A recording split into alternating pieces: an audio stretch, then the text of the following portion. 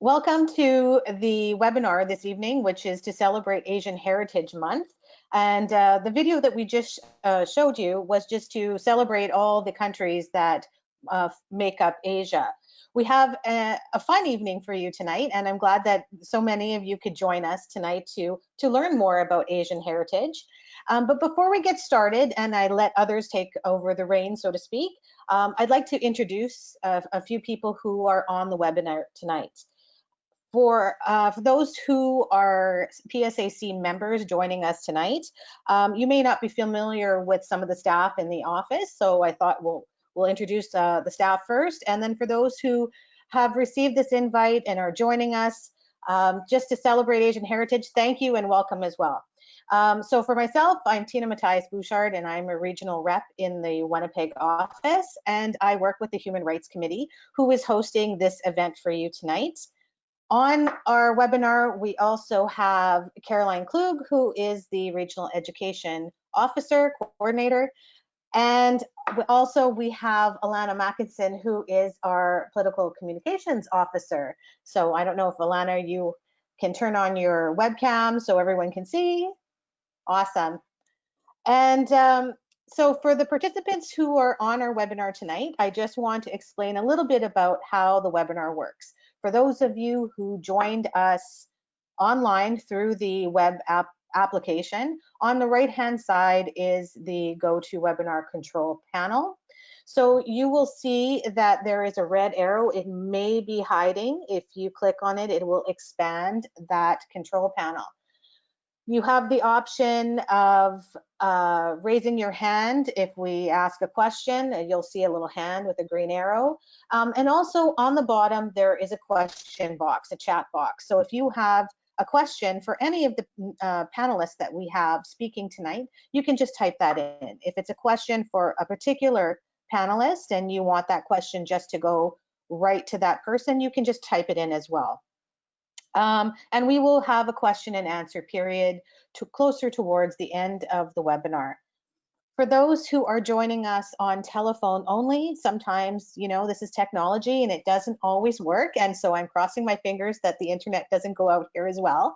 I invite you to take down this phone number to text your questions in. So the phone number is 431-373-7488, and I'll repeat it, 431-373-7488. So again, we have a staff person who is taking those text messages, collecting all the questions and answers, or sorry, not the answers, the questions. I made myself laugh on that one. And we'll be addressing that later on in the webinar. We also have a couple opportunities to get interactive. We're going to be having a couple poll questions. So we're inviting the participants to answer those questions, and we'll be having a live poll results that we'll be sharing with you at that time. So before we get further into celebrating Asian heritage, I'd like to introduce Marianne Hladun, who is the Regional Executive Vice President for the Prairies for PSAC, who's going to welcome and open up the session for us. Thanks. Thanks, Tina, and my apologies. The last few webinars I've been on, apparently I have some sort of green filter on, but that doesn't take away from the message. So first of all, I want to say thank you to the members who organized this and to our community members who also are participating. You know, sometimes people think that unions are just about fighting for things in the workplace. But the reality is, if our communities are not healthy, safe places, that comes into our workplace. And at PSAC, we are so proud to be complete advocates for all human rights, whether it's racism, whether it's supporting our members, whether it's supporting our communities. And so I want to welcome everyone to the webinar. And I am so very interested to hear the speakers tonight. And if there's an opportunity, any questions I can answer after we're done, I'm more than happy to. So thanks, and back to you, Tina. Thanks, Marianne. Thanks for opening the session. So before I turn the microphone over to the chair of the Winnipeg Human Rights Committee, I want to acknowledge the land that we are gathering on. This webinar is taking place on the territory of the original lands of the Anishinaabe, Cree, Oji-Cree, Dakota, and Dene peoples, and on the homeland of the Métis Nation. The Public Service Alliance of Canada is dedicated to ensuring that the spirit of reconciliation and Treaty 1 is honored and respected. PSAC respects the treaties that were made on these territories, acknowledges the harms and mistakes of the past, and dedicates to move forward in partnership with Indigenous communities in a spirit of reconciliation and collaboration. So now I'd like to introduce Jennifer Cheho, who is the chair of the Winnipeg Human Rights Committee, and who will be giving you an overview of what you can expect for tonight's webinar. And over to you, Jen. Thank you, Tina. Welcome, everyone, and thank you for joining us this evening to celebrate Asian Heritage Month. Hope you are staying safe and taking care during this time. Thanks to the PSAC Prairies Regional Executive Vice President Marianne Hladun in her opening message. Also, a special Eid Mubarak greeting to all our Muslim friends around the world who are celebrating Eid al-Fitr following the holy month of Ramadan. Slide, please. Thank you. Next, please. Thank you. The objectives of this evening are shown on the slide. Oh, sorry, previous slide, please. Thank you. The objectives of this evening are shown on the slide. Canada is a country of wonderful diversity with many rich traditions and cultures. The Asian Canadians who have endured and strive to bring opportunity for themselves, Hey everyone, thank you so much for... Sorry. I'm not sure what that was, but I think we're all good. So go ahead, Jen. Okay, sorry. The Asian Canadians who have endured and strive to bring opportunity for themselves, their families, and other Canadians have added to Canada's successes and strength. Joining us this evening are three speakers and my friend Diana from the Human Rights Committee. Next, please. Thank you. Asian Heritage Month is celebrated annually in the month of May here in Canada. In December 2001, the Senate of Canada adopted a motion proposed by Senator Vivian Poy to officially designate May as Asian Heritage Month in Canada. In May of 1988, Asian Heritage Month was founded in Edmonton and was officially proclaimed by Mayor Bill Smith. It became the first ever in Canada to have its event officially recognized by a civic and later provincial government as a designated date. Asian Canadians make up approximately 17.7% of Canada's population. Some of the first Asian immigrants coming into Canada came to follow the gold rush and subsequently to become fishermen and laborers on the Canadian Pacific Railway. Oh, you got the next slide already. Thank you. So at the start of this webinar, some of you may have had a chance to view a video which showcased different Asian countries and cultures. And so looking over this slide, you may be amazed to see the variety of countries and traditions that belong to the Asian Canadian experience. As a woman of Chinese descent, I came to Canada from Brunei Darussalam in Southeast Asia when I was 24 and have made a life for my family and I over the past decades. Next, please. And now let us learn a couple of facts about the history of Asian Canadians. There will be two true or false questions as you see on the screen here, and I will invite Tina to join us to guide us through. Tina, thank you.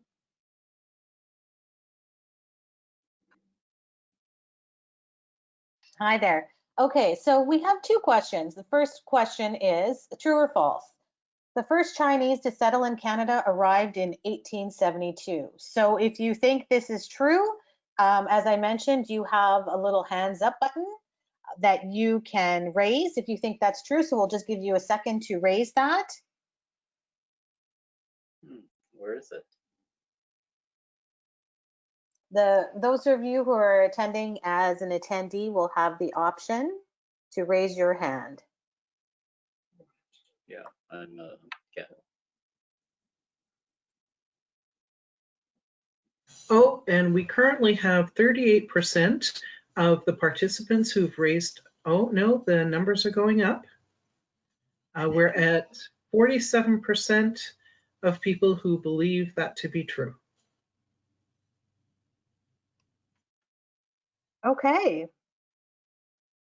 And Jennifer, what is the answer? The answer is false. The fact is that in the gold rush of 1858, hundreds of Chinese miners joined 30,000 gold seekers heading to British Columbia.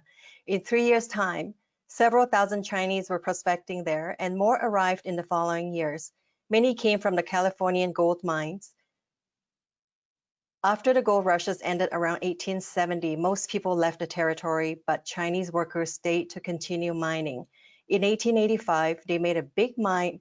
They made a big find near Lillooet in BC and took out $7 million of gold. So now, next question.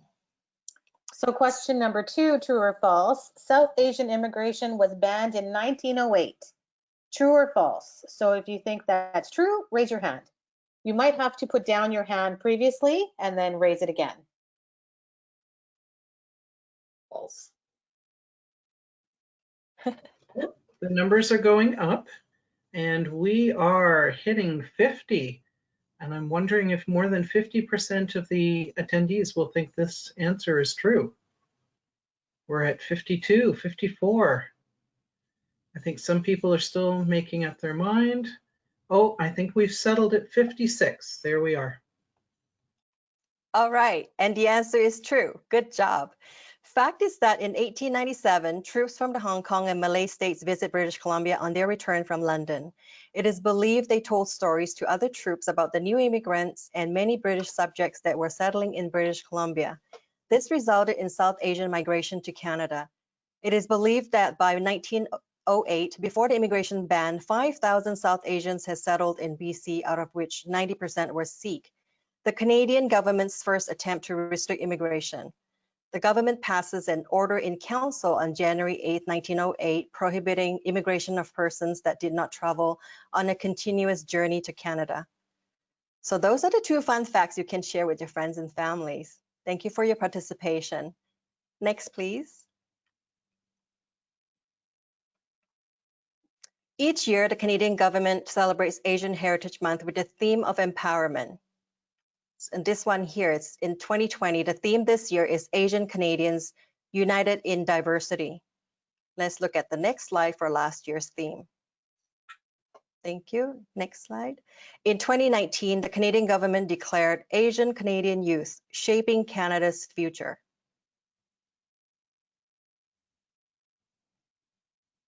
And at this time, I would like to invite our first speaker, Lorene Oikawa. Lorene, would you please join us on screen? Thank you, Jennifer. I'm so thrilled. For those of you that don't know me and Jennifer, we're actually friends, used to organize Asian Heritage Month events in Vancouver. So now she's in Winnipeg and I'm still in Metro Vancouver. But we have something else in common, because normally we tease Winnipeg about -18 weather, and you actually beat Vancouver today, because I checked the weather network and it's 21 degrees in Winnipeg and it's only 18 in Vancouver. So good job, Winnipeg. Nice to see you, Lorene. Thank you very much for joining us. Yes, thank you. I'd like to give an intro on yourself here. So allow me a couple of minutes, please. So Lorene and I have had the opportunity, like you heard from Lorene, that we've had opportunities to celebrate Asian Heritage Month and many other wonderful events together. Lorene is a dedicated union member and social justice activist. She is currently the president of the National Association of Japanese Canadians. She is also the director of the famous Canadian Labour International Film Festival, in short called CLIFF. She's on the board, and also was the former chair of the BC Federation of Labour Human Rights Committee, who did absolutely phenomenal work. Congratulations, Lorene, and thank you very much for all the good work that you've done. Please join me in welcoming Lorene to this celebration of Asian Heritage Month. Take it away, Lorene. Thank you. Thank you, Jen. I would like to acknowledge that as I mentioned, I'm in Metro Vancouver. I'm actually in a city called Surrey, which is very close to Vancouver. It's on the traditional and unceded territories of the Semiahmoo, Katsi, Coquitlam, Kwantlen, Kikite, and Tawasin First Nations. Thank you so much to the Public Service Alliance of Canada. Again, had many great events with Jennifer and the PSAC in the BC region. And as Jen mentioned, did a lot of great work. So very pleased to be joining all of you here. And again, kudos to the PSAC for their awesome work, not only on Asian Heritage Month, but many other areas of concern for the community and union members. So thank you so much. Yes, I'm president of the National Association of Japanese Canadians. The NAJC was founded in 1947, and our primary concern is about human rights and community development. And so we represent Japanese Canadians across Canada. We have member organizations across Canada. And we do a lot of work with, collaborative work with labor movement and also other cultural organizations. So I'm going to tell you, I know we only have a brief time, but I wanted to talk a little bit about the beginnings of Japanese Canadians. Could I have the next slide, please? Thank you. So again, as with anything, when you're doing an overview, you're not going to capture every single story of the settler communities. But anyway, Japanese Canadians, there was a time in Japan where travel to foreign countries was prohibited. That didn't stop some of the sailors who either accidentally through shipwrecks or other adventures come to Canada. So through the 1800s, there's various stories. There's also been stories about Japanese who made their way and settled in with indigenous communities. But the first documented immigrant to BC from Japan was a person called Manzo Nagano. He jumped ship in New Westminster in 1877 and then settled here and then gradually had a family. So there were different groups of immigrants, mostly men, which is typical, and they came to work in the mines, the fishing industry, different areas. So in the slide, you see an example of a fishing boat in the top left there. And as first when it was the men, and then later when families and they got married and there's women involved, some of the women, so the middle picture on the top, some of the women would work in the canneries. So that's an example there. So different areas in industries, but one of the problems that they had was with the discrimination. So not only with the immigration policies, but also employment policies. By the 1900s, there were more than 4,600 immigrants, Japanese immigrants that lived in the province. Many of them had settled in the fishing town and where the cannery is as well, called Steveston. And then the rest were in Vancouver's area around Powell Street and what's now known as Oppenheimer Park. And some of you may hear it referred to as the downtown east side. So those were the two communities. They were linked by an interurban, which is a train, and the one train was at this BC Electric building at Hastings and Cordova, and then it went along a commercial sector and then connected up to Steveston. So there was also, as I said, there was work in the Vancouver area along the waterfront, and there was also canneries in the waterfront in the Vancouver area as well, Steveston. On the top right, a little bit hard to see, but it's a store inside of a store, and that's just to give an indication of as people made their way to British Columbia and in Vancouver, as I mentioned, around the Powell Street area, the community started to build up. So you not only had workers that were coming in, but if you can just picture, you might not know Powell Street, but if you can picture the street where it would have a room and board places, hotels, restaurants, candy shops, department stores, tofu shops, and stores that sold food and sundry. They had 3 newspapers. It was a very thriving community. So it's first the workers coming in, and then as the community builds, then you have families, then you have children, then you have schools. So a very thriving community. So this is all with the Japanese workers that were coming in. So as I mentioned, there were different areas that the work happened. So in the bottom pictures, the bottom left actually is farm workers, Japanese Canadians working in some of the farms. This picture is actually from Surrey, where I live. And one of the things that even when I was growing up here, I'm a 4th generation Japanese Canadian, and I grew up in Surrey, and I don't know, our stories aren't really known as well, so I didn't even know that most of Surrey at that time was farms, and Japanese Canadians were workers, and then they saved their money, and then they started having their own farms. Strawberry farming was very huge in this area, and they started the first Strawberry Farmers Cooperative. And at one point before the Second World War, they produced over 90% of the strawberry crops.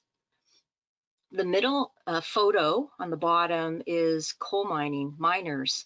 And that's another area, and that's actually, I have a personal connection. My mother's side of the family came in the 1800s, and 2 of the brothers were lured by coal baron Dunsmuir, who was looking for cheap labor, so was enticing not only workers from Japan, but also Chinese workers to work in the coal mine. So another example of an industry where Japanese Canadians. And then the bottom on the right, there's a whole group of people there, and that is the whole logging, forestry, and so all the different workers in that area. So one of the things with the different pictures I just wanted to reflect is that that it's true with any community, with folks coming in looking at different work. Oftentimes there's one particular area where there's many stories. So for example, the fishing industry, which is very true. A lot of the workers came from fishing villages. It's what they knew, and so then they gravitated toward fishing. But also I just want to broaden it that Japanese Canadians weren't just fishers. So they were business people, they were farmers, into law, newspaper reporters. So there was a whole range of work when you think of all the different work. And that goes for different communities as well. So Chinese Canadians, for example, a huge number of workers in working on the railway for sure. But there were also some Japanese Canadians. There were also Indigenous people. So just wanting to broaden the scope of workers. So as I mentioned, one of the big battles, particularly for racialized workers coming to the country, still is, and was racism. So could I have the next slide, please? One of the big events that happened in Vancouver is the 1907 anti-Asian riots. And I'm just gonna pull this one, just to give you some background. So I want to give an example. There was one actually, a Canadian union that was formed. It was called the Japanese Camp and Mill Workers Union, formed in Vancouver. It formed in 1920, and it was the first union of Asian workers to affiliate to a labor central, the Trades and Labor Congress, in 1927, which is a precursor to the current Canadian Labor Congress. So unlike today, with a great labor movement, with PSAC, for example, supporting the rights of all workers, fighting against racism, during the early 1900s, it was a different picture. It was unfortunately labor unions, a lot of them who were working with groups, white supremacist groups. So around that period, also, there was an anti-Asian movement starting in the US. There were many workers from Japan coming in. From Japan, they were going to Hawaii, they were going to US, some of them coming up from US into Canada. And in Canada, again, there was a movement of othering of people. And so talk about these workers that are coming in and taking our jobs. So one example of workers coming in, July 24th, 1907, there was 1,177 Japanese immigrants. They had proper passports, they had their documentation, they were coming to work, and the media started. Does this feel like deja vu? The media, all of a sudden there was these alarming headlines about this influx of all these Japanese workers coming in. There was, as I said, there was a movement started in the U.S. and then also went into Canada, and they started forming. There was a group called the Asian Exclusion League. So with all these alarming headlines, the Asian Exclusion League saw an opportunity, and they contacted some of their counterparts in the U.S. On September 5th, 1907, there was in the Bellingham area, so just across south of the US-Canada border, across south of British Columbia, Punjabi Sikh lumber workers were attacked by white protesters, and they were driven out of the city. The Americans there bragged to their Canadian counterparts and said, yeah, we can get rid of any workers, non-white workers you don't want. And then they started plotting. So 2 days later, on September 7th, there was an estimated crowd of 5,000 to 6,000 people. And at that point in 1907, that's approximately about 10% of the city's population.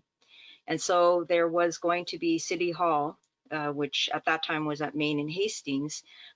City Council was going to talk about this, the idea about non-white workers invading the city. And so the Asian Exclusion League found it was a great opportunity to sort of get people going on this, and they organized with placards, Canada for Whites. They made sure that they got a large number of people to go to City Hall. City Hall wasn't able to accommodate everyone going in, so it got people frustrated, it gets them angry. Organizers then, at that point, when they see people are getting angry, then had these prepared signs, which then they started showing, saying, chase all the Asians out of Canada, Asians pollute the purity and holiness of Canada, and then they started chanting racial slurs directed against Japanese Canadians. For those of you who don't know, Main and Hastings, where the City Hall was at the time, is right next door to Chinatown. So the mob that was angered, and they were wanting to go to the Powell Street area where the Japanese Canadian community was mostly, and they had to go through Chinatown first. So they took the opportunity of going through Chinatown and throwing rocks and bricks through the windows. They were looting. And according to my family journal, after that, they then started throwing rocks at the Japanese Canadian houses and continued on with that sort of rioting. Because the mob went through Chinatown first, word got back to the Japanese Canadians living in the Powell Street area, so it allowed them to prepare a bit.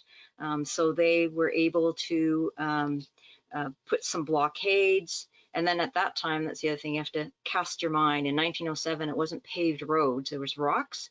So they gathered up rocks in the buckets, and they went up to the tops of the buildings and fought back. So that's why some of the mob was able to be turned back at that point, because of that being able to prepare.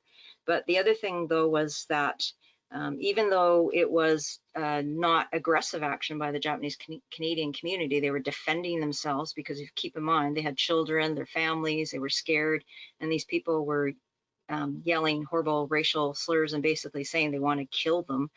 So they were defending themselves, but what got reported in the media was that it was the aggressions of the Japanese Canadians. And so again, this public opinion, it got swayed to be against Japanese Canadians. And this gave the opportunity then for the Canadian government to enact some anti-Japanese legislation. So there was the Lemieux Agreement, which restricted the number of Japanese immigrants to 400 per year. So with all that fear-mongering, I just want to, and some of the pictures that you see below from the Powell Street area showing some of the property with the windows broken and some of that area, and then that middle piece showing one of the more tamer signage that talked about a white Canada. Can I get the next slide, please? Thank you. So flash forward, and again, it brings to mind the adage, right? That when we don't know our history, we repeat the mistakes. So racism there's different points where there's some horrible situations, not just with Japanese Canadians. I mean, it's been ongoing with Indigenous communities for sure and other communities, but racism didn't start with one event, but it keeps being repeated. So in 1942, war is declared, and now there is more sentiment about Japanese Canadians. And keep in mind, Japanese Canadians who came in the 1800s had been raising their families, were building up, working on their farms, businesses, fishing, save their money, get fishing boats. So they're part of their communities across British Columbia. And now it becomes this, we're at war, and the rumor mill starts.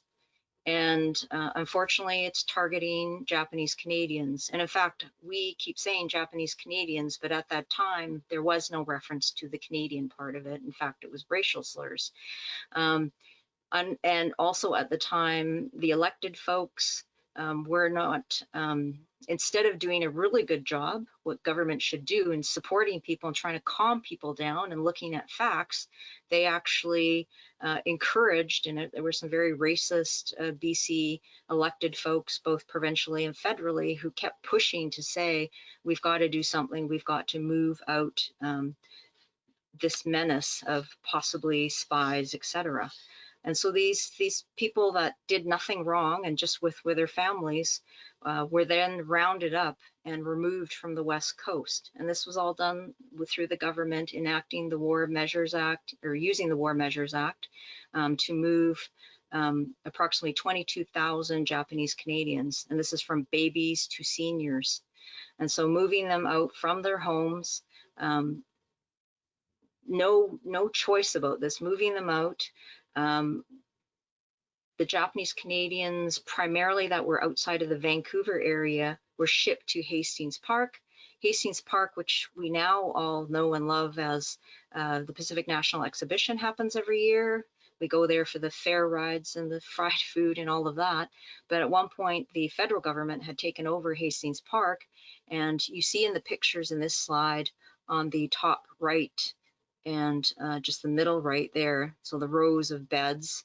And then the top one, you see sheets and so forth. And these are the livestock barns and horse stalls. And so families were actually separated. So the women and children were had to go into the livestock barns. And then the men and the older boys were sent to the other buildings. And so that's why there's a difference in how they were arranged in terms of bedding. Some of the families at first the men were taken from the families and sent to road camps. And that's the top middle photo. The one on the top left is showing families arriving in ghost towns. So they're moving Japanese Canadians are from the West Coast. The ones outside of Vancouver were shipped to Hastings Park. And then gradually everybody was then shipped into the interior. Was one big area where they used, Jennifer mentioned about the gold rush and all those thriving little towns. And then when the gold rush was over, it became ghost towns. Those ghost towns with dilapidated buildings were then used to put Japanese Canadians. And even with the dilapidated buildings, there wasn't enough housing. So some of the Japanese Canadian men were sent to put together shacks that were hastily built with green wood, so not very secure housing. And even then, there wasn't enough of those shacks. So they had to stay in tents. And you'll see in the bottom middle, there's example of the tents. And then the bottom left is showing some of the example of one of the camp areas. And this is wintertime. And yeah, it's not much protection to have. So for example, my mom's side of the family, baby and little kids, and then staying in these tents. So they were shipped out. There was also a plan to provide free labor to farmers. And we're very fortunate, actually. Dr. Art Miki is on the panel, and I'm going to let him tell his story because his family's very much connected to the sugar beet farms where his family was sent. But just to give you, again, I can't do justice to all the stories, but just to say that Japanese Canadians, it was a racist act because without any evidence based on their ethnicity alone, And most of these Japanese Canadians were Canadian citizens, they were Canadian born, but again, not recognized, were placed into internment, all their property seized and sold without their permission. And they were kept like this throughout the war, the Second World War, which ended in 1945. And the War Measures Act was actually extended so that it wasn't until 4 years after the war ended, 1949, that they were allowed to move back to the West Coast. Next slide, please. And so just as I said, there's more resource information. If you'd like to know more, please go to the najc.ca website. I've just ran through it really quickly. So you can go in there and there's a Japanese Canadian history timeline that shows you from the beginnings to current. We have some information on the Human Rights Guide. We are also doing particularly because of the COVID pandemic is doing a lot of our events have been, in-person events have been canceled. So we're doing more programming too, to share some of the stories. So please sign up. We have an e-news, which anyone can sign up. It's free. And you can get information about some of our programming. We're also on Twitter and Facebook, so you can find posts with information there. And I know there's going to be a point where there is time for questions, so I'd be happy to answer any of the questions too. Thank you. And at this time, I would like to ask Deanna to join me for the next session. Hello, this is Deanna, and I am very glad to be part of this. May I please have the poll up? Okay, so this is about cuisine. Which Asian cuisine listed is your most favorite? So we've got 5 options: Indian, Vietnamese, Japanese, Chinese, or Thai.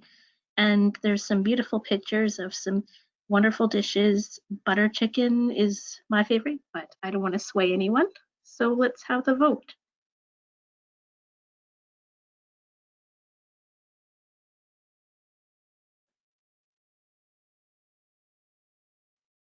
So this is wonderful. We're getting a lot of interest in answering this question.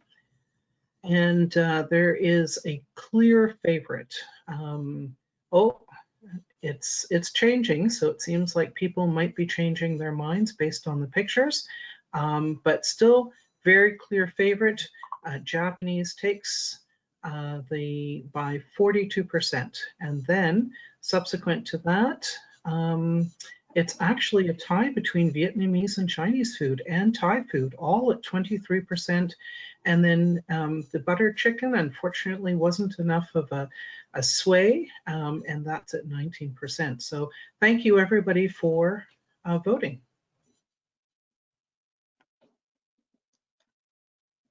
Thank you. So now my talk is about during the COVID crisis, there has been an increase in discrimination of Asian people of Asian heritage. And so similar to SARS in 2003, it's across Canada that comes in different forms.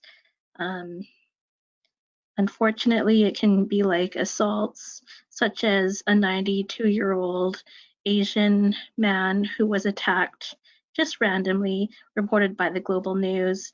Another one is about frontline healthcare workers who are experiencing racism while fighting the virus on the front lines.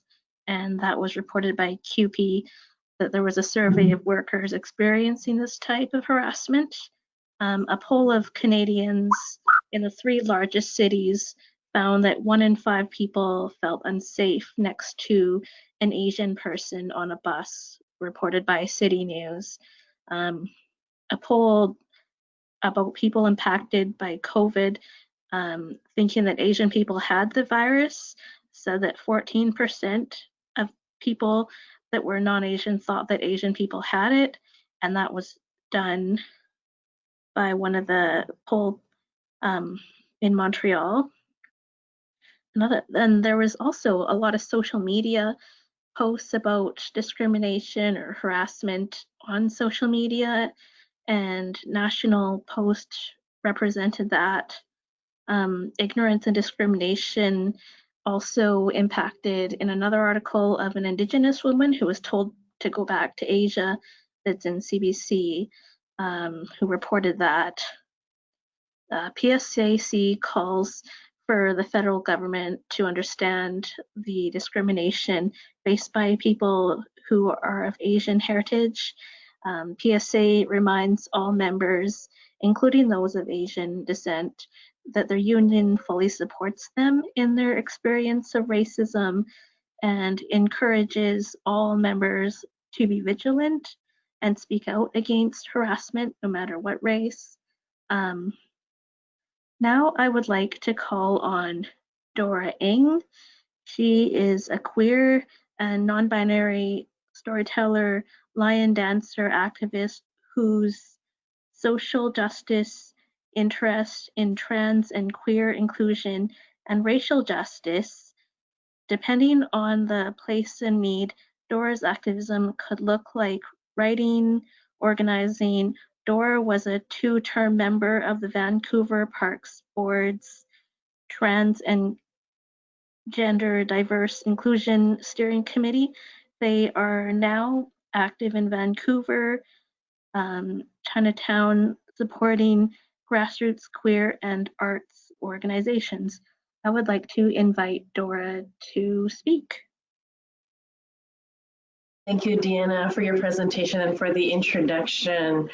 As mentioned, I am an active community member of Vancouver Chinatown, and that is going to be my main focus today, to talk about heritage and culture and activism and a little bit about labor through the lens of what's going on in Vancouver Chinatown right now.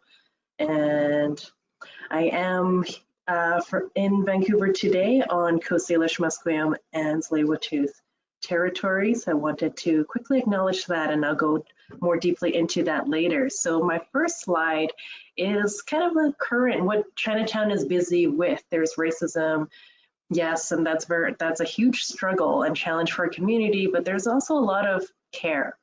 So this is one of the organizations I'm involved with is Yarrow, Intergenerational Society for Justice. So building intergenerational community is one of our big focus. So we have 2 volunteers here who are delivering what we are calling Chinatown care packages, which has fresh fruits and produce and meat and masks to seniors and other vulnerable people in need in Chinatown. The volunteer in the front, the young one with the blue hair, Emily, actually, I've known her since she was 9 and I was 15 in Kung Fu class, and we ran into each other again doing activism because the Chinese Canadian community is very small, and Vancouver is like that. Next slide, please. So something interesting that really brought a lot of activity back to Vancouver Chinatown is the site. So I don't know if you've been to Vancouver Chinatown before, but on the left is like the Chinese Canadian Museum, and the Sun Yat-sen, Dr. Sun Yat-sen Garden is a little bit beyond the picture. And on the right is a monument to Chinese Canadian railroad workers and veterans.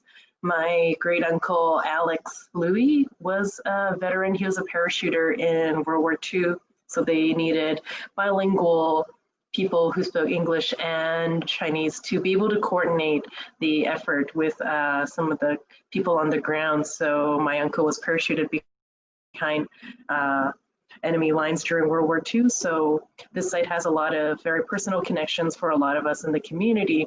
And one of the developments, they wanted to build a very tall condo building right next to these very important historic and heritage sites. So the picture you're seeing now is after they wanted to build a very tall building and the community fought. So it was every time they submitted a proposal, it went to hearing in City Hall, and the community gathered in packed City Hall.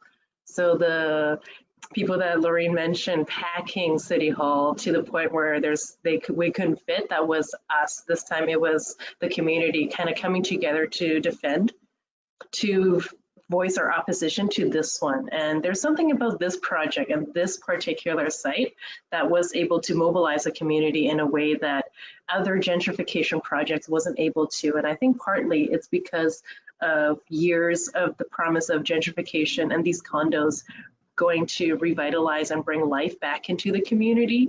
And we've just seen that not happen, and also the heritage and cultural value of the site. And having something that has no connection to the community just tower over kind of important cultural and heritage symbols for the community was something that was able to cross some of the political lines in Chinatown and bring a lot of people together in resistance of this project. Next slide, please. And so in this slide, you can see a lot of signs held by community members. So young people and seniors alike, we showed up to City Hall almost like every week it was exhausting, but at the end, so then we all kind of spoke. We all got a chance to speak and talk about what Chinatown meant to us and why we were in favor or opposition of the condo development at 105 Kiefer.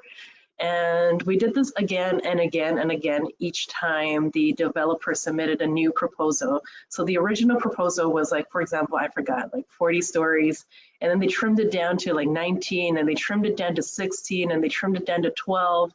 And every time they did this, the whole community would like just pack City Hall again and again and again until finally it was voted down forever and ever. And unless they proposed something drastically different that included a lot of social amenities for the community, included social housing, otherwise like they knew that this community would stand in opposition to their proposals, whatever it is, again and again and again. So after that, after like weeks and weeks of hanging out at City Hall for sitting on the ground for hours at a time, we got to know each other very well. And so after we stopped, the community kind of stopped this development, we had to ask, what now? So if our vision for Chinatown is not condos, then what is it? And the activism that came out of that, I'll talk a little bit more about that now. So next slide.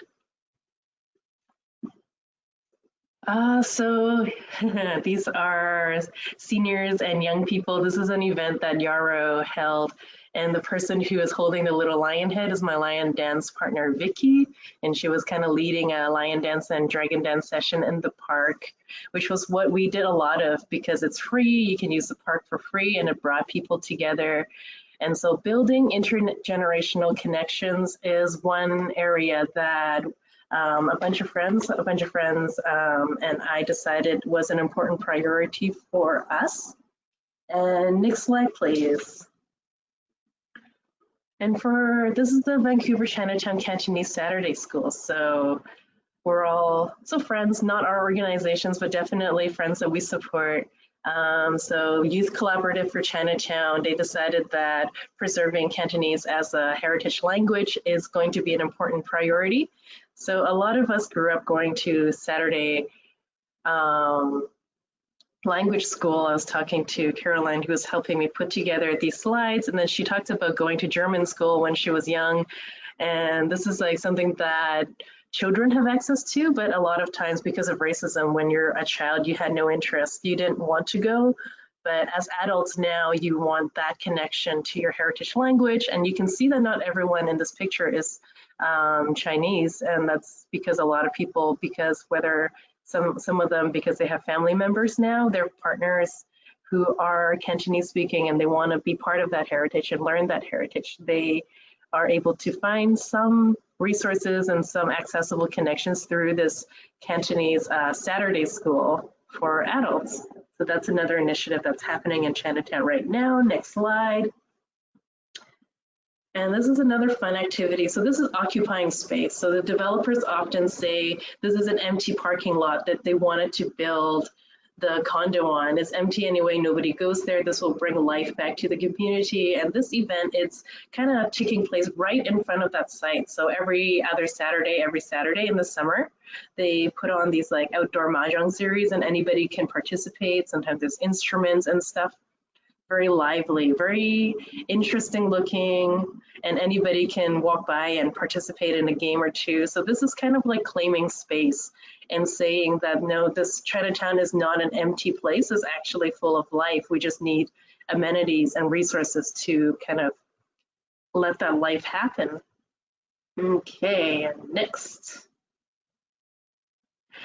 And this is a little project. The next slide is a little project that Yarrow tried to do to fundraise. We have these like tote bags, and we have community members modeling, community Instagram models modeling, and trying to turn the head on who gets to model, who gets to be shown on Instagram. That's a fun project that we did at one time. Next slide, please.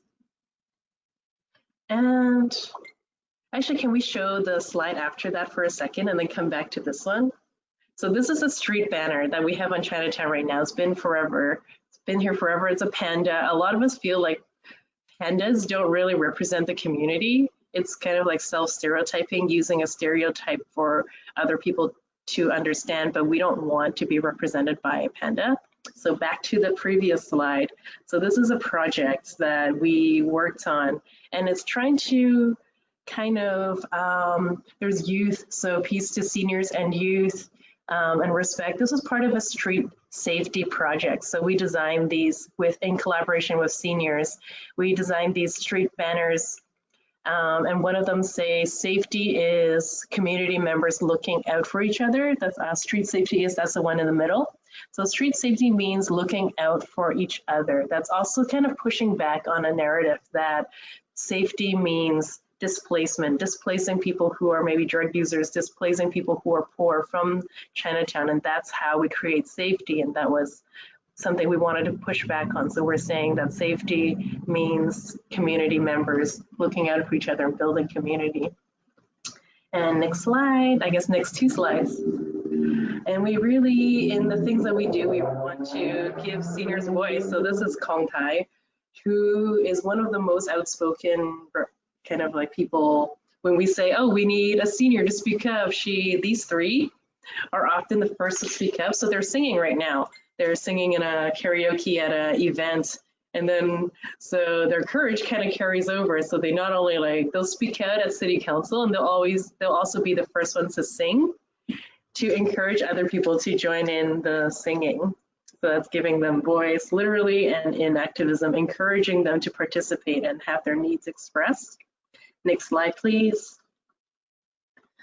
So I talked a lot about making space and claiming space and taking up space, and there can be no meaningful discussion around that without a discussion about the history of the space that Chinatown is located on, which is unceded Coast Salish Indigenous territories. And this is where I want to kind of elaborate on my land acknowledgement a bit. So this area was historically where poor workers and people of color lived and worked, as they were not allowed in other parts of Vancouver. So there is a history of and legacy of poverty, colonialism, still impacting the community, and there's internalized racism, colorism, collateral violence within communities, and these are forces that continue to wreak painful havoc in the communities. And I don't need to talk about the COVID-19 racism anymore because Deanna's covered that very well, so thank you. But I just want to say that as immigrant settlers of color who share space with Indigenous people, our work has to build solidarity and justice with Indigenous communities rather than reinforce colonial values and add to its power. So the top right photo is a photo taken during one of our what we call Friday meetings. So our Friday meetings are where we kind of do workshops with seniors. And we talk about things like anti-Black violence, anti-Black racism. We talk about anti-Indigenous racism and colonialism and difficult topics like drug use and poverty. And we talk about marijuana. We talk about emerging political issues that come up that seniors may not, that may hear something about, but they don't know too much about. They don't have places where they can get answers. So we get to talk about these things with our Chinese seniors every Friday. It's been suspended now, but we're hoping to put that back together.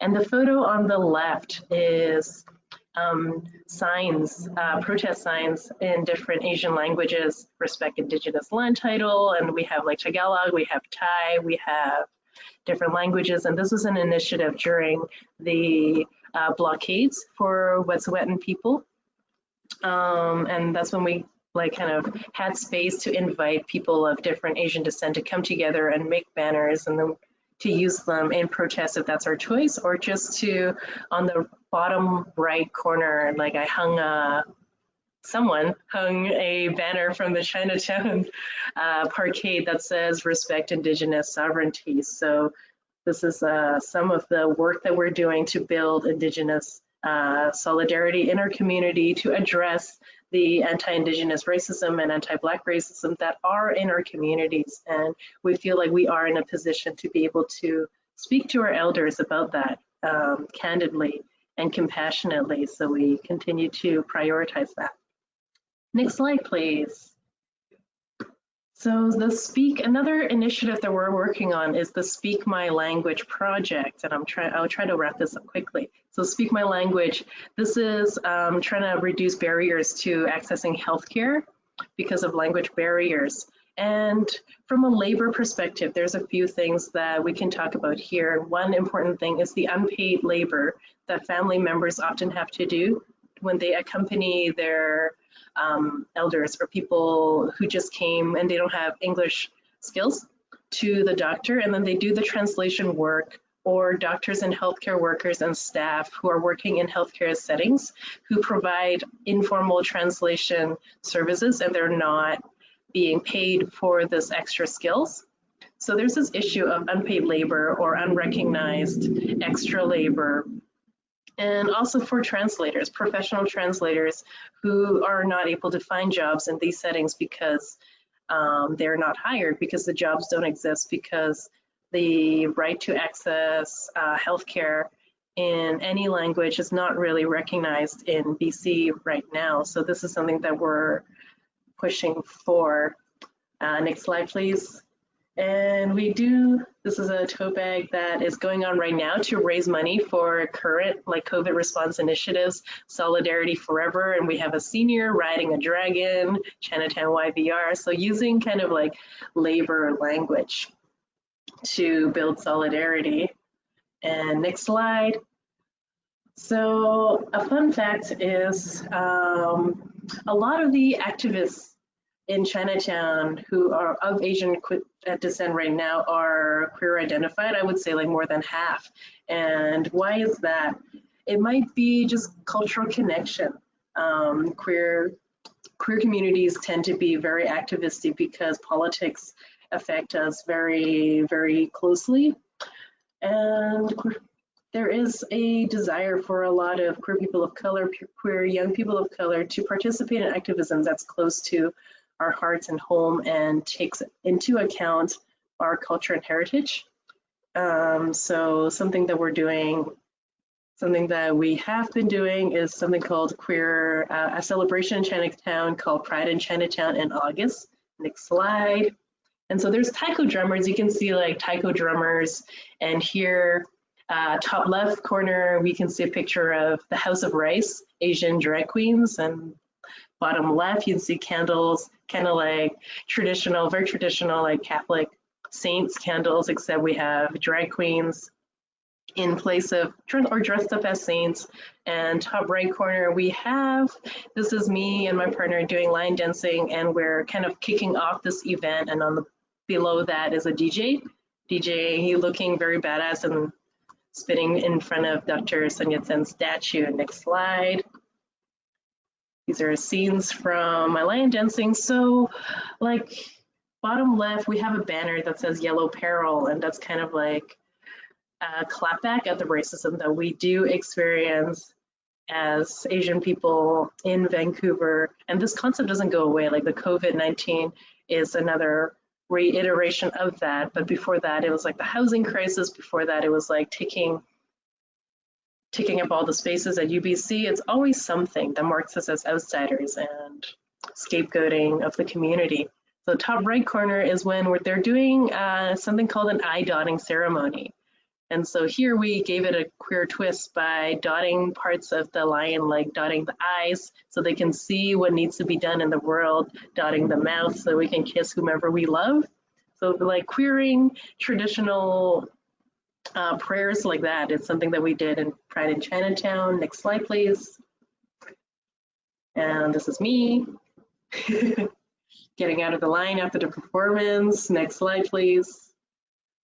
And this was a lion dance we did in front of the Sunwa building.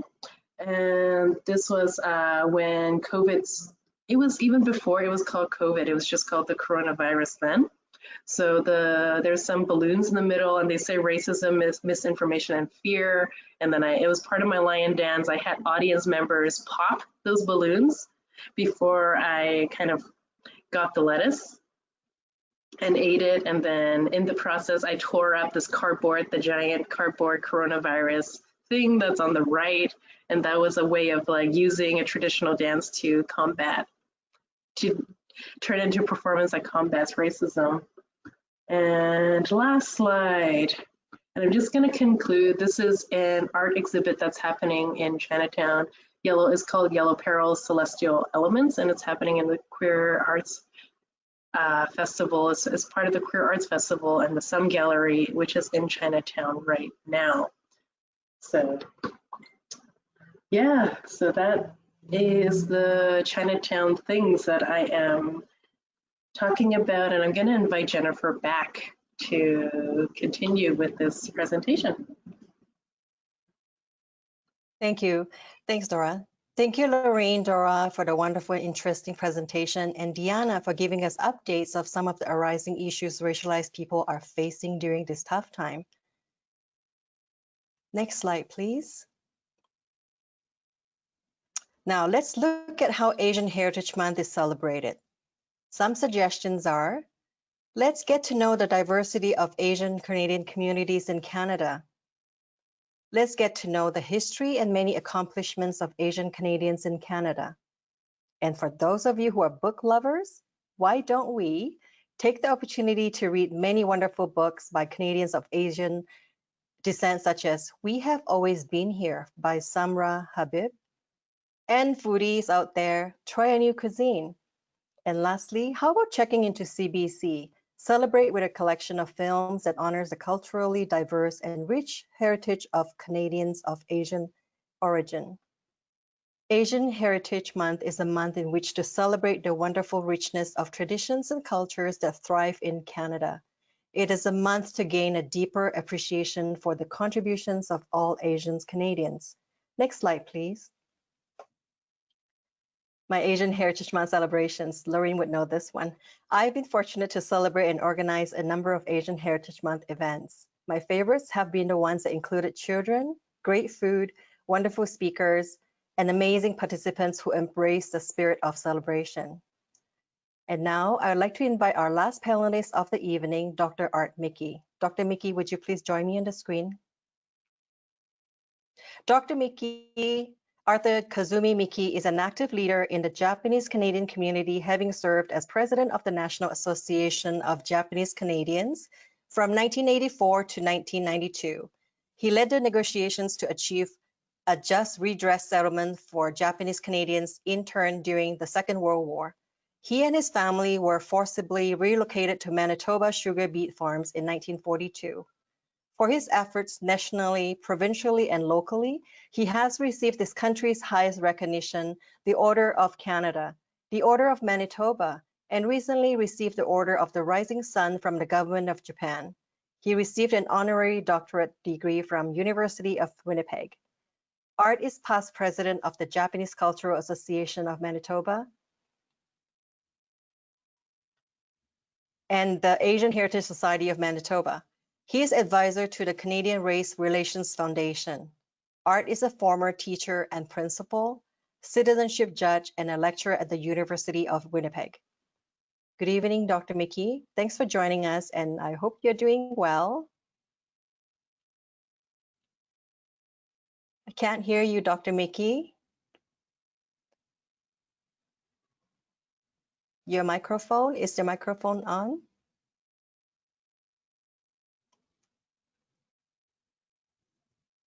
Let's see, where would that be? I hear you.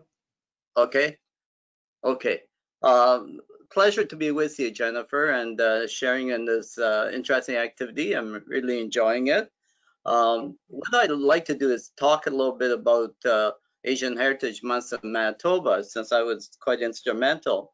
But to give you a little background, just to pick up from what Lorene said about the Japanese, my grandparents and parents actually my grandparents came from Japan back in the 1890s and 1903. And so I am a third generation Japanese in this country. But during the time of the war, when the relocation, the forced removal took place of Japanese from the West Coast, my grandparents and parents had an option of going to a sugar beet farm, mainly because if you went to a sugar beet farm, the family would remain intact. If you went into internment camp, there's a good chance that the families would be separated. So rather than doing that, my mother was pregnant at the time, and she didn't want to be separated from her husband or the rest of the family. So as a result, they chose to come to Manitoba. Very often I'm asked by people, where are you from? And I would always say, well, I'm from Vancouver. And their first question is, why would you move to Winnipeg, knowing how cold it can get? But I have to tell them that we didn't have a choice. Some 1,200 people in 1942 were taken by train and brought to Winnipeg, and they were placed on these farms throughout southern Manitoba. Again, there was a shortage of laborers at the time because many of the men were at war, and as a result, the Manitoba sugar beet growers found a way of getting workers by arranging with the federal government to have Japanese people who were willing to come here to work on the farms. And so that was our arrival to Manitoba, not by choice, but we've remained here all this time, so I guess it's not a bad place after all. Anyways, I've been involved with the Japanese community for most of my life, and as a result of being president of our local association, I've got to know a lot of the leaders within the Asian community here. And it was in 2001 when we heard that the Government of Canada was going to declare in 2002 Asian Heritage Month that I brought together a number of leaders from the Asian community. That I said to them, you know, we should be celebrating this important event, which is celebrating Asian Heritage Month. And would you be willing to take part in organizing activities? And we had such a positive response, and we formed the Asian Heritage Society in Manitoba the following year. And the idea was that we wanted to make sure that other Canadians understood the kinds of contributions that Asian Canadians have made to this country. And not only that, we wanted people to share the culture, the arts, the films, the cuisine, faith, and spirituality. The other emphasis we wanted was really to develop cultural identity among the young people. And so that's been an important focus for us.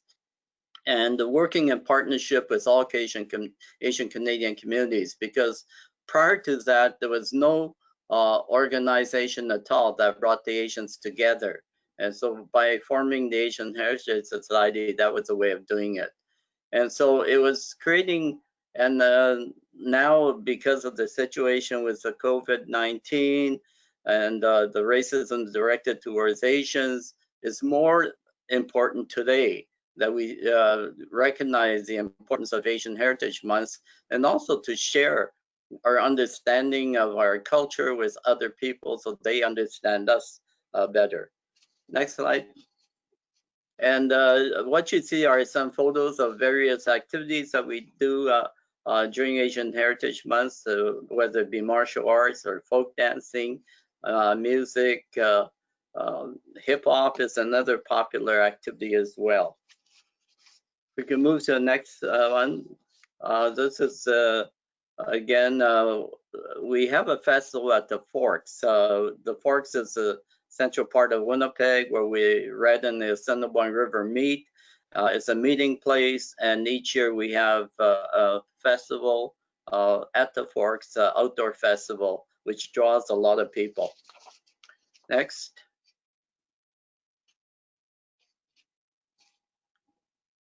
Our groups are very diverse. Certainly, the Indian community very active and performing with us, along with the other Asian groups as well.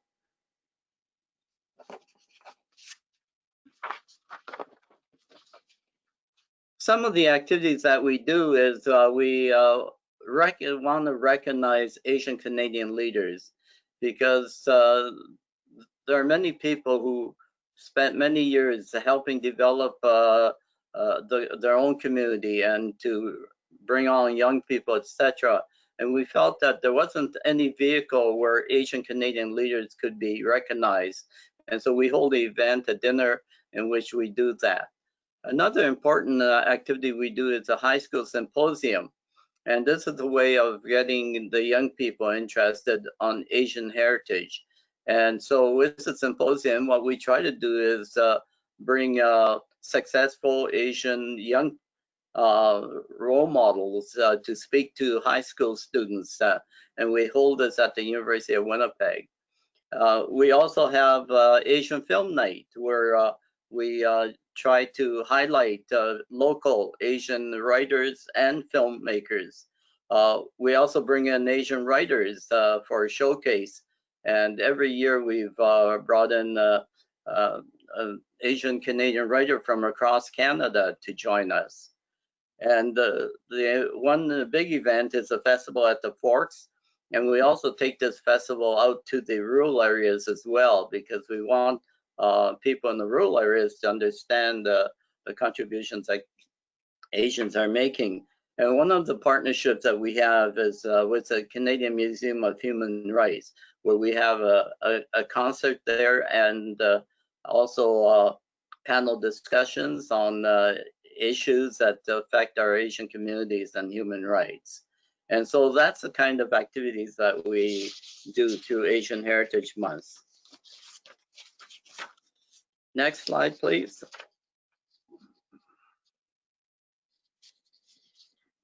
An important event was the Canadian Citizenship Act of 1947. And I say it's important because that was the first time that Canada developed a process by which people could actually become a citizen of our country. Prior to that, Asians did not have the right to vote, especially in British Columbia. And so the Japanese, Chinese, East Indians, and indigenous people did not have the right to vote. And what that means is that they were not able to participate fully in Canadian society. In fact, you couldn't get into many of the professions because of fact. And so it was very important for this particular act in 47.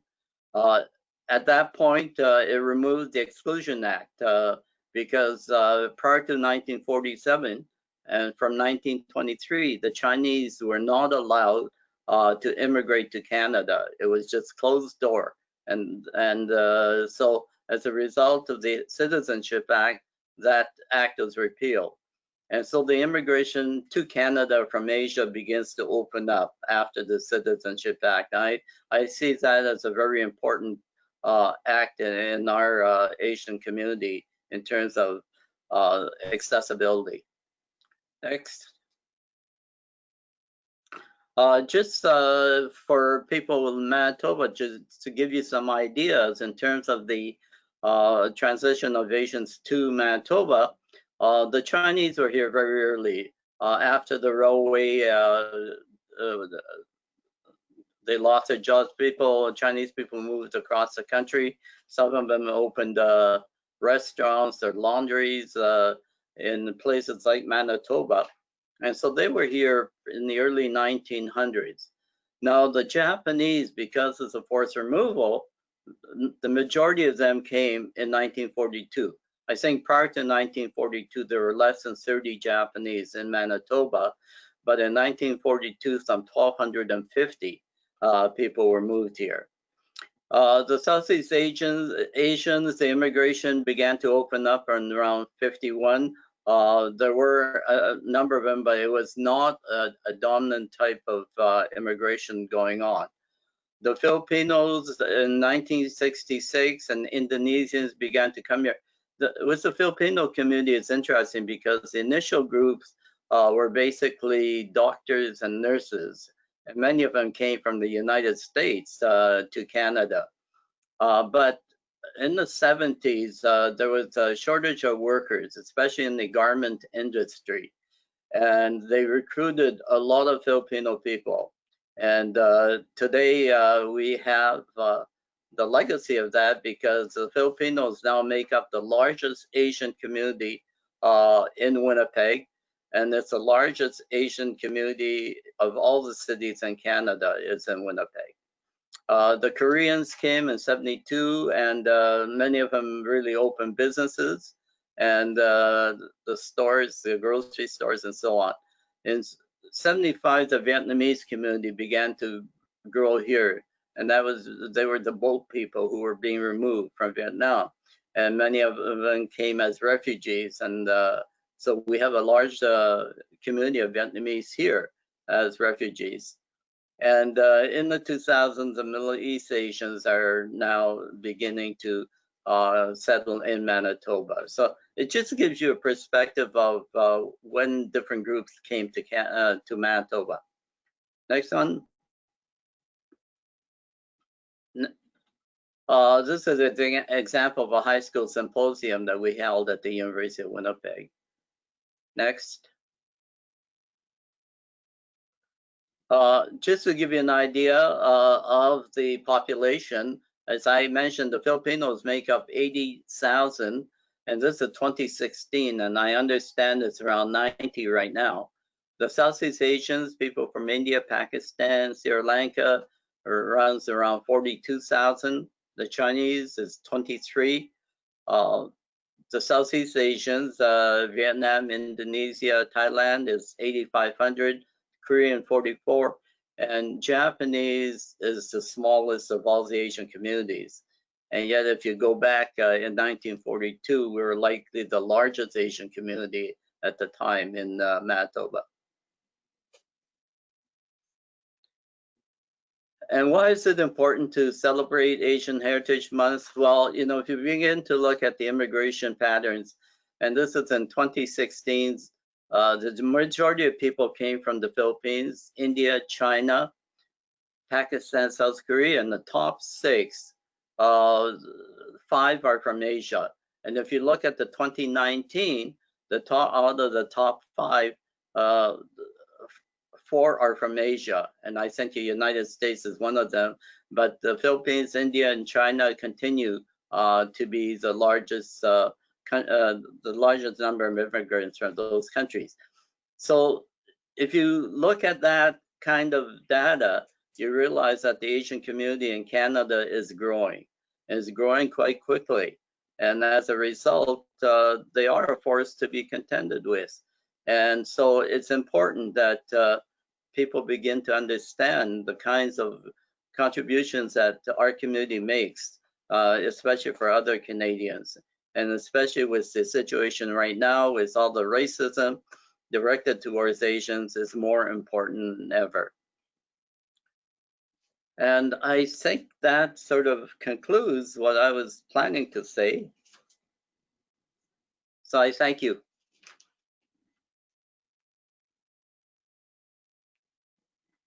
Thank you, Dr. Miki, for your informative presentation. So I probably have to change the program a little bit because I understand that Lorene and Dr. Miki yourself have to leave in 5 minutes time. Do you think you have a few minutes for question and answers in case our participants have any questions for you? Yes. Sure. Okay, so can I please invite Dora, Lorene, and Dr. Miki back to the screen, please? And Tina and Caroline, would you please help us bump up the question and answers screen, please? Or if there's any questions, thank you. It's been so fabulous. I'm thinking we need to do another session because there's just so much information. So it's hard to restrain ourselves. That's true. Yeah, I know. So thank you to all the participants. We now invite our attendees you will notice that there is a chat option. We invite you to put into that chat box any questions that you might have for our three panelists. And then we'll be able to share those questions. In the meantime, just to get those questions started, I would ask if each panelist could, in a very, let's say, one or two, a very brief moment, let us know what might have been a highlight that you have experienced at an Asian Heritage Month event or celebration. Was there one highlight in the years that you have been able to celebrate that you can speak to? Perhaps, Lorene, if you'd like to go first. Oh, sure. Well, actually, Jennifer showed that awesome photo of food. And that's one thing, I think it's brilliant, the online, because we're connecting. So hello to everyone across Canada that we're connecting with, and especially folks in Manitoba. But the in-person ones with the food, the smell of the food, the taste of the food, the dancers, the fans, the outfits, the Chinese dancers, the Japanese dancers, it was just the drums. And it's thrilling. And then having people hear stories.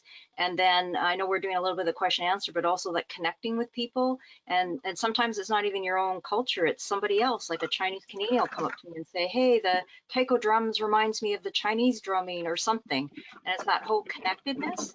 And I think through all these trying times, if we can remember that, folks, and let's work together and support each other, because the clearer message that we have where we're supporting each other and saying that we reject hate, we want an inclusive, thriving, welcoming community.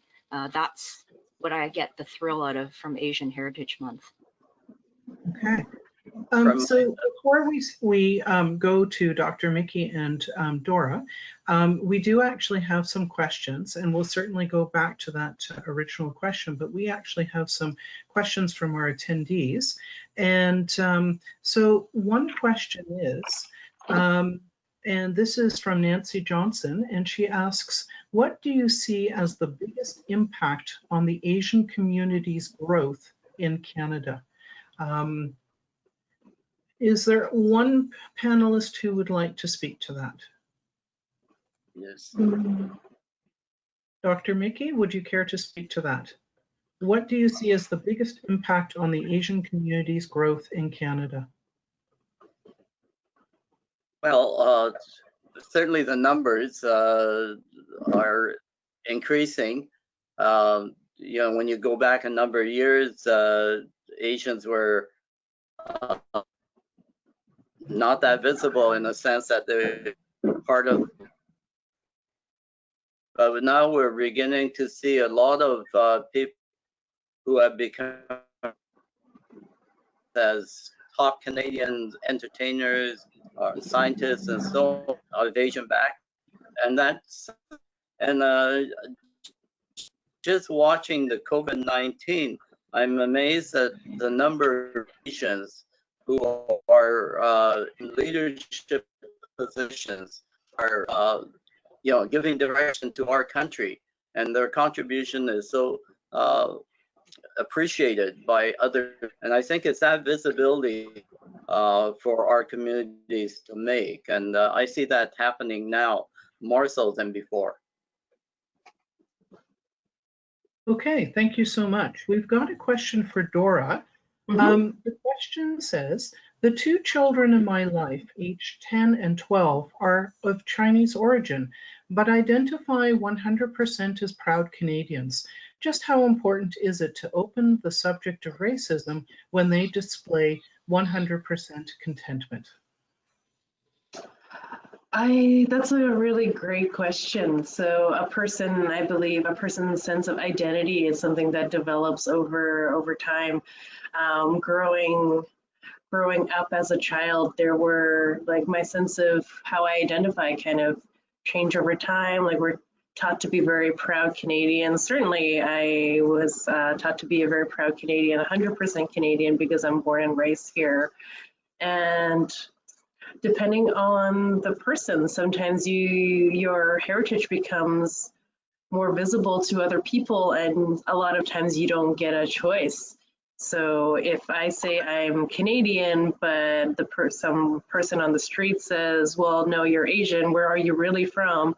Or if I'm applying for a job and people see like my last name and then they say things like, oh, wow, your English is so good. And like over time, even if it doesn't matter, a lot of times like you identify how you want, but how other people see you may not be the same way. And that's why it's important to open these conversations, because we have to be preparing our children for when they do encounter that in their lives. And we are hoping to build a world where kids growing up won't have to encounter it, but I don't think that's going to happen in the next year or so. And then that's when they encounter it and they start getting confused or having questions about their identity, or how when they start feeling a sense that they might be treated different in society and they have questions. We want to have those conversations ready to help our kids make sense of the world.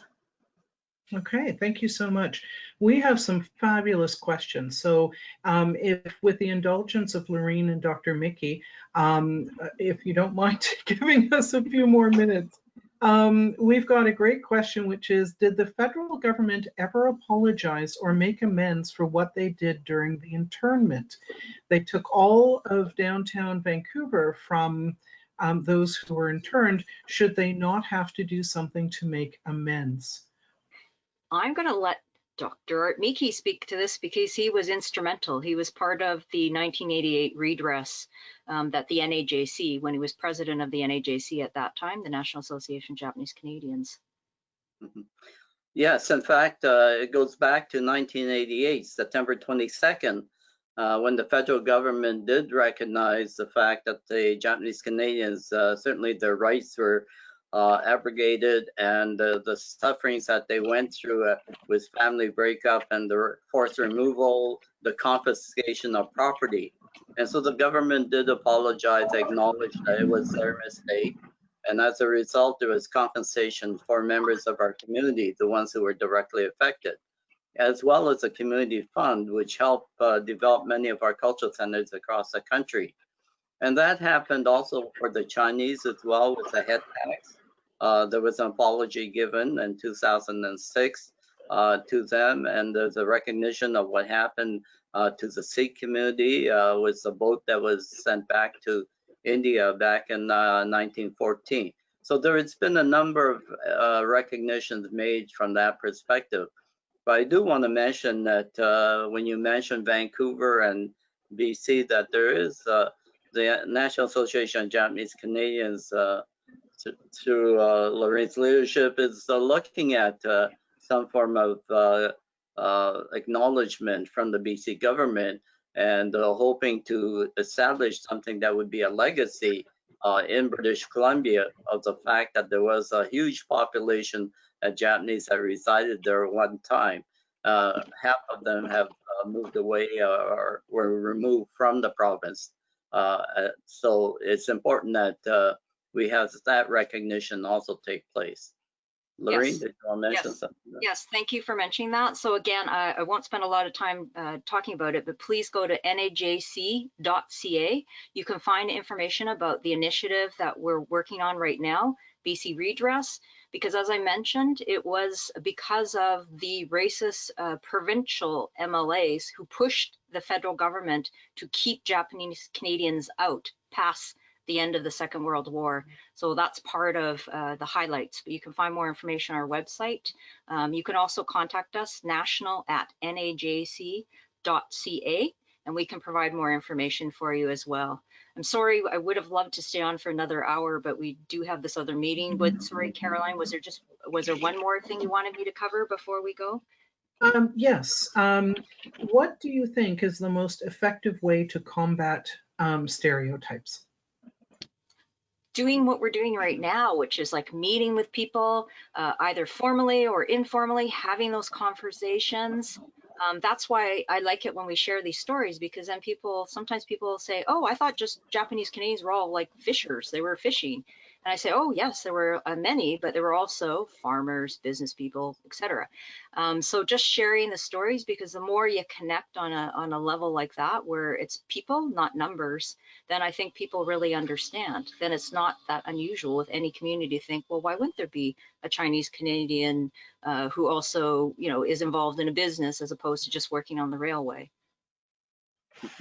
Thank you.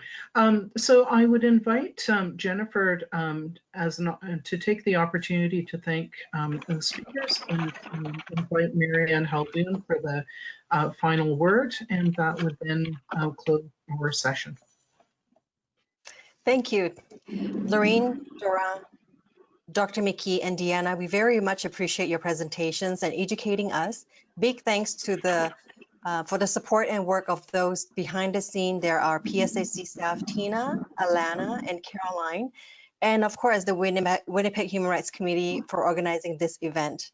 Thank you to all of you who have joined us in listening to a very interesting webinar and your participation by asking those great questions. We have not had any Asian Heritage Month webinar, and we didn't want to contain the information as it is important, and please accept our sincere apologies for having gone past the 1 hour session we had originally planned for. Thank you. We invite Marianne. Oh, sorry. I actually wanted to say this too. I see the slide here. The last piece is that we would like to invite all PSAC self-identified equity members to join our Human Rights Committee. One of our main goals is the empowerment of equity-seeking PSAC members. Working together, marginalized members have the opportunity to grow as individuals and as collective. The way in which members work together reflects our beliefs about how democracy is practiced. If you are a PSAC self-identified equity member and are interested in joining us, please check out the website on the slide and contact us by email, which are both provided on this slide. Thank you. And we invite Marianne Hladun for the final word. Hi, everyone. You know, I'm just going to turn the camera off because it's like stalling. I'm hoping the audio is better. I want to thank all of our speakers tonight. It was so interesting and so inspiring. I think the one thing that I saw from that is I had a bit of an aha moment, because there's some people seem to think if you say you're a proud Canadian, you can't be a proud Japanese Canadian or a Chinese Canadian. I'm a proud Ukrainian Canadian. And, you know, we really need to celebrate that. And no one should live in fear in our communities. And so if that's happening, we will stand with our communities. We will do what we have to, because the incidents of racism take away from the fact that we should be proud to be Canadian, and you know, we should be proud of our heritage. However many generations you've been here, it really doesn't matter. So I just want to thank all of you for taking the time this evening. You know, technology is great. Sometimes it's green, but you know, it really, and thanks to the Human Rights Committee for organizing this, and also to the staff that are in the background. So thank you, everyone. And we will be posting the video so that you can feel free to share it. Thank you, and have a great evening. Good night, everybody. Thank you. Good night, everyone.